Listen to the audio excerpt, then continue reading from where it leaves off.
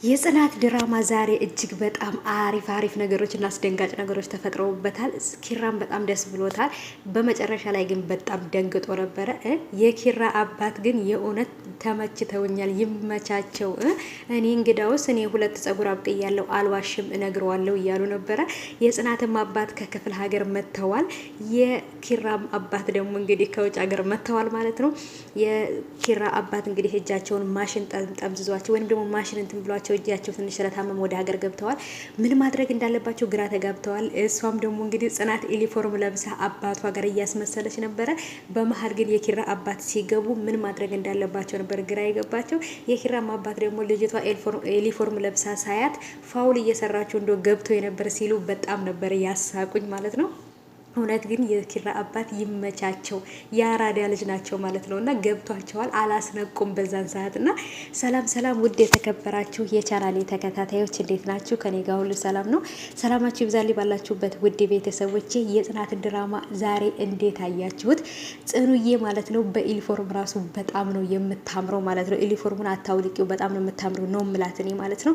እነሱ ሁለቱ ምን ማድረግ እንዳለባቸው፣ ወዴት መሄድ እንዳለባቸው፣ ምን መወሰን እንዳለባቸው ግራ ተጋብተዋል ማለት ነው። ምክንያቱም ኪራ እውነቱን እንናገር ምንም ማድረግ አንችልም ብሏል። እሷም ደግሞ አባቴ እንዲያዝንብኝ አልፈልግም፣ አባቴን ትቼ ከሀገር የወጣሁት ተምሬ ሀሳቡን ወይም ደግሞ የእሱን አላማ ተምሮ ቁም ነገር ማድረስ ነው እኔንና ያንም ላሳካ የመጣሁት እንጂ ሰው ቤት ልሰራ አይደለም። ይህን ነገር ማድረግ የለብኝም ወይንም ለሱ መናገር የለብኝም ብላ ግራ እያጋባቸው ነው እሱን ማለት ነው። ግን ምንም ማድረግ አይቻልም ማለት ነው ውድ ቤተሰቦች። ምክንያቱም ለአባቷ ስትል ብዙ ውሸት እየዋሸች ነው። ኪራ ደግሞ ውሸት በበዛ ቁጥር ሌላ ነገር ያመጣል። ስለዚህ እንናገር እያለ ነው። የኪራም አባት ደግሞ እንግዲህ ተጠራጥረዋል ብዬ አስባለሁ። ምንድነው የተጠራጠሩት? ለልጅቷ ማዘን ጀምረሃል፣ ምንድነው የተፈጠረው እያለው ስፖርት እየሰሩ ታች ደረጃ ስር ማለት ነው ስፖርት እየሰሩ እየጠየቀው ነበረ። እውነት ግን የኪራ አባት በጣም ተመችተውኛል፣ ይመቻቸው አሁንም ማለት ነው። እና የጽናት አባትም እንግዲህ እቃቸውን ተዘርፈው ስልካቸውን ተዘርፈው ነው ልጃቸው ጋር የደረሱት።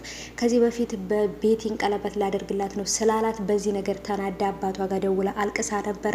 ለዛ ነው አባቷም ደግሞ ተጨንቀው ልጃቸውን ለማግኘት ብለው እዚህ ድረስ የመጡት። ሕክምና ቀጠሮ እያለባቸው ብዙ ነገሮችን ንብረትን በቃ ያለው ነገር ታውቃላችሁ ክፍለ ሀገርና ያንን ነገር ትተው ለልጃቸው ብለው ነው ከአዲስ አበባ ወደ አዲስ አበባ የመጡትና ብቻ በጣም ነበር ደስ የሚለው የዛሬው ማለት ነው። እንግዲህ ኪራና ጽናትም አለማቸውን እየቀጩ ነበረ።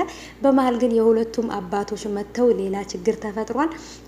እንዴት ነው ከዚህ ነገር የሚወጡት አላቅም። ኪራም ጽናትም አባቷ ስልክ አያነሱም ነበር፣ ስልካቸው ጠፍቶባቸው የት እንደወደቁ ማታቀም ነበር። በጣም ተጨንቃ ነበረ። ደስ የሚለው ነገር ደግሞ ግን ሌላው ወጣት መልካም ወጣት ደግሞ ሌላው መጥፎ ሰው ቢሰርቃቸውም ወጣት ደግሞ ወጣት ደግሞ አንድ ደግሞ ቅን ሰው አግኝተው ደውለው ተሰባስበው አባቷንም አግኝታ ምግብ እየበሉ በደስታ እያሳለፉ ነበረ።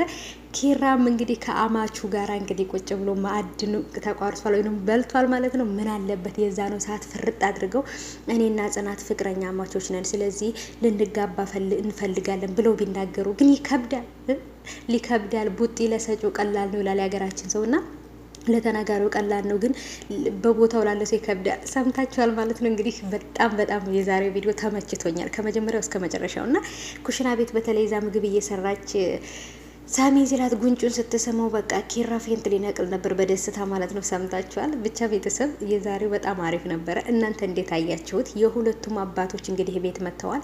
ምን ይፈጠራል በቀጣይ ክፍል አላቅም ማለት ነው። አወዛጋቢ ነገር ነው የሚፈጠረው። ያ ጽናት አባት እውነቱን ያውቃሉ ወይንም ደግሞ የኪራ አባት ዝም እንዳሉ እንደዛው ይቀመጣሉ ይሁን አላቅም ማለት ነው። ብቻ እናንተ እንዴት አያችሁት? እኔ የዛሬው አይላቪ ብያለሁ። በቃ ተመችቶኛል። አም ላይክ ሰምታችኋል።